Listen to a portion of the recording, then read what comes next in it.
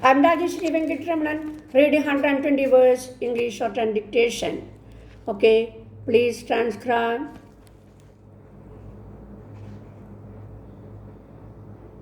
Like and share. Okay, we can start. The discussion on the President's address was a prolonged one, and it was but natural that almost every member who spoke made a reference serious proportion during the last 1 month, and it took a sudden turn for the worse, especially in the state of Madras. The violence committed, there was something unimaginable.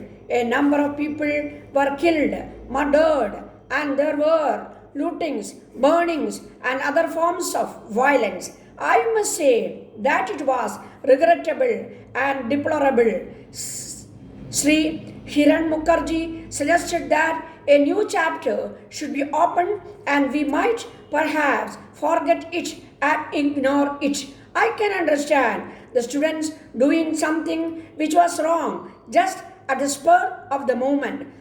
They might have taken part, and they did take part in some of these activities.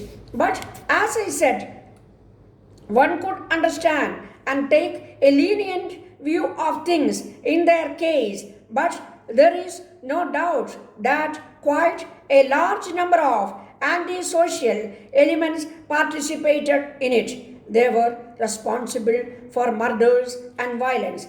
I do not think that we can ignore those who took part in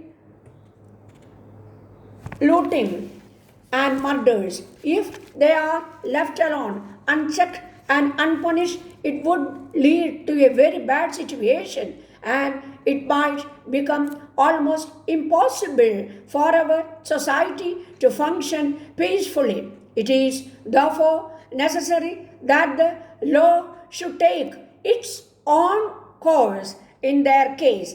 I have had talks with the Chief Minister of Madras, and I do think that he will try to do whatever is best in the present circumstances. So far as the merit of the question is concerned, I can only say that the assurances given by Pandit Jawaharlal ji will be fulfilled unequivocally and without any reservation. I have said it before and I want to repeat it again. It is the House is aware. We have had discussions here in Parliament. We have had discussions outside also with the chief ministers and others, and various issues have been raised in that connection. The question of amending of the Languages Act, the question of the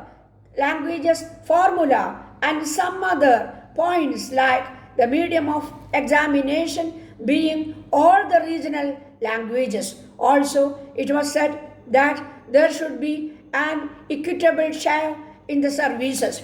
There are some of the main points which were raised, and they have to be studied and carefully examined.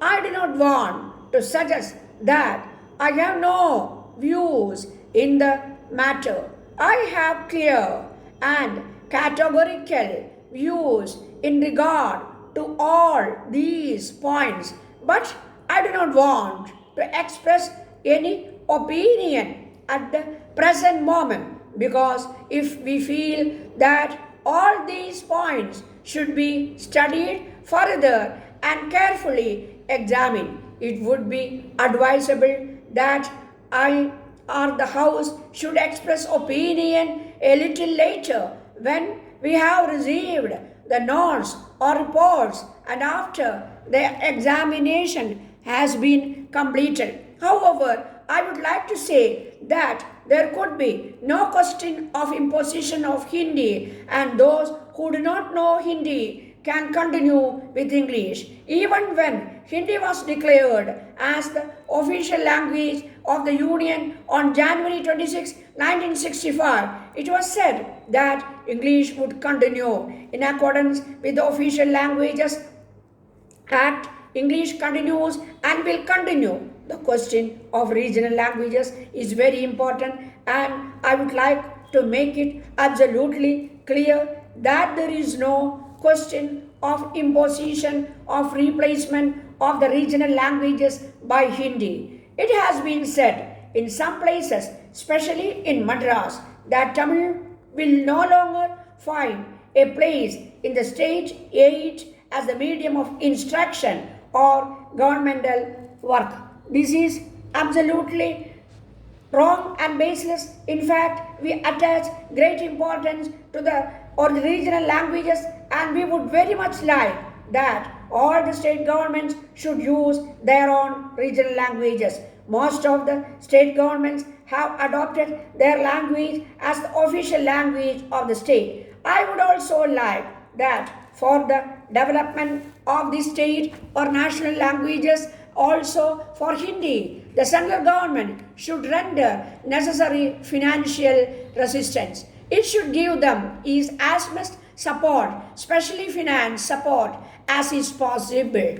I would also say that it is better that this is a problem is fully and carefully considered, because it would not be advisable to change our decisions on this matter frequently. I therefore welcome the idea that we might devote a little more time and study the various pros and cons of this matter fully, and then take a decision which would be almost final. Of course, there is nothing final in the world. We have to consider the language problem in a national perspective. It is not that we can consider each and every language spoken in this country as one which should be the official language in the whole country. It would not be possible, and in accordance with the constitution, we have accepted Hindi is the official language of the union.